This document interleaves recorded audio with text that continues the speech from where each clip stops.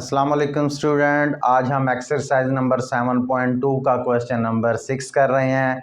Question number 6 भी बाकी question की तरह सिंपल ही चंद स्टेप्स में आंसर आ जाएगा। इसका इतना आसान क्वेश्चन है।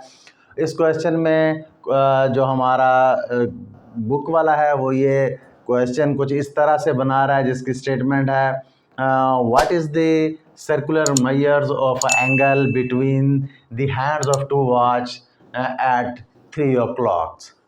तीन जब बजे एक वॉच पे, एक घड़ी पे अगर 3 बजे, तो हम बखूबी जानते हैं कि उसके सुइयों के दरमियान कौन सा एंगल हमारे पास होगा।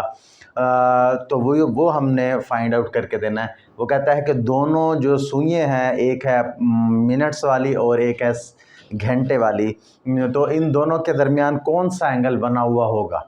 वैसे तो हम ज़बानी कलामी तो हम बता सकते हैं कि 90 का एंगल बना हुआ होगा, क्योंकि एक इस तरफ को जो है 3 की तरफ है और एक जो है ऊपर की तरफ यानी 12 की तरफ है। जैसा कि आप देख सकते हैं, जब 3 बजे होंगे तो घड़ी की सुइयों की डायरेक्शंस, उनके दरमियान कौन सा एंगल बन रहा होगा, ये हमने फाइंड आउट करना है। तो नहायत सिंपल हमारा सवाल है।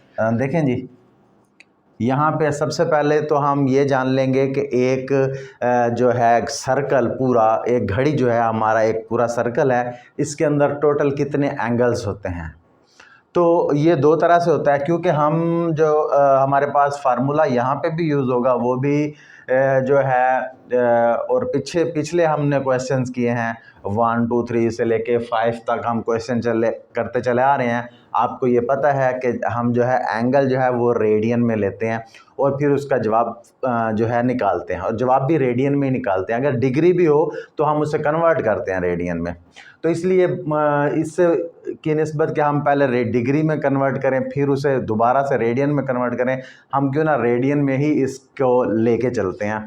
जैसा कि एक दायरा है, आप बखूबी जानते हैं कि ये 0 डिग्री होता है और ये होता है π/2 यानी हाफ पाई।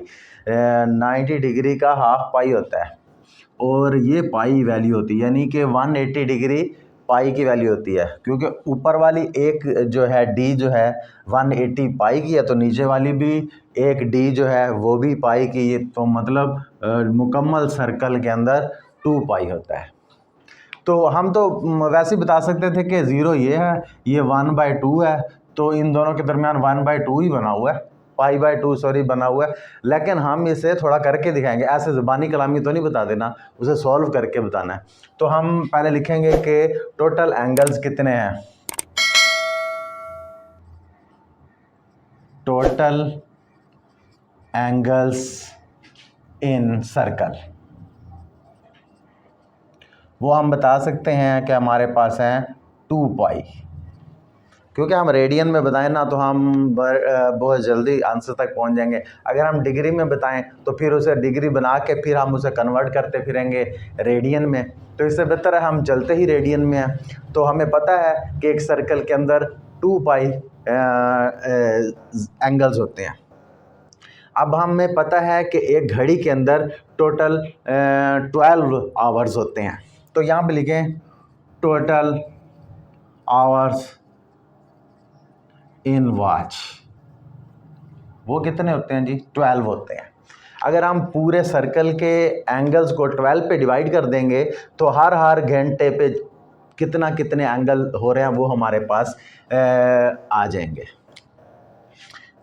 एंगल्स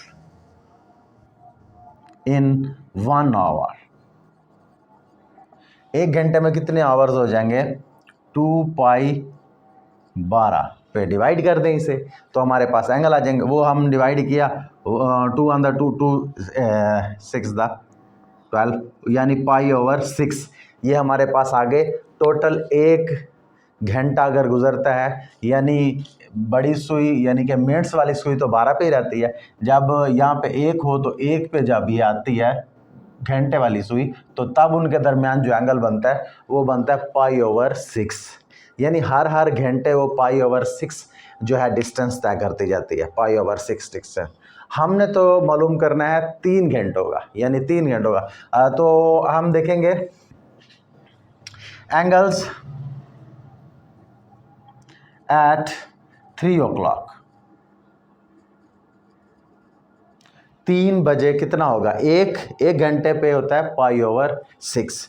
तो π/6 को हम 3 से मल्टीप्लाई कर देंगे तो हमारे पास 3 बजे तक कितना एंगल होगा उन नीडल्स के, उनकी हैंड्स के दरमियान, तो वो हम फाइंड कर लेंगे। ये भी देखें, ये कट रहा है π/2, 3 1 3 3 2 6, वो हमने काट दिया। तो π/2 हमारे पास आ गया एंगल्स एट 3 o'clock, 3 बजे कितना हमारे सुइयों के दरमियान, घड़ी की सुइयों के दरमियान कितना एंगल्स बन रहा होगा, वो π/2। तो ये हमारा आंसर है। देखिए हमने फजूल में ऐसे ज़ाया नहीं किया टाइम। अगर हमें वो सवाल देता है, हमें तो पहले ही पता था यहाँ पे 0 है, यहाँ π/2 जो है एंगल है 90 का एंगल जो बन रहा है, ये π/2 होता है ये रेडियन में। तो ये तो हम पहले ही बता देते, क्योंकि ये देखिए π/2 राइट एंगल इनके दरमियान बन रहा था, तो वो π/2। लेकिन अब हमने कुछ अमल भी तो करके दिखाना था, हमने कुछ बताना। अगर ये नंबर 4 नंबर का आ जाए या 3 मार्क्स का, 2 मार्क्स का ये आ जाए, तो हम क्या लिख दें कि π/2 आंसर आ गया, ये क्या। तो कुछ हमारे पास अमल भी तो हो, जिसके लिए वो हमें 2 नंबर 4 नंबर देते हुए परेशान सोचे ना कि बस 4 नंबर किस चीज़ के दो। अब देखिए हमारे पास 4 लाइनें हैं, 4 स्टेप्स हैं, जिसके ज़रिए हमने उसे प्रूव करके दिया।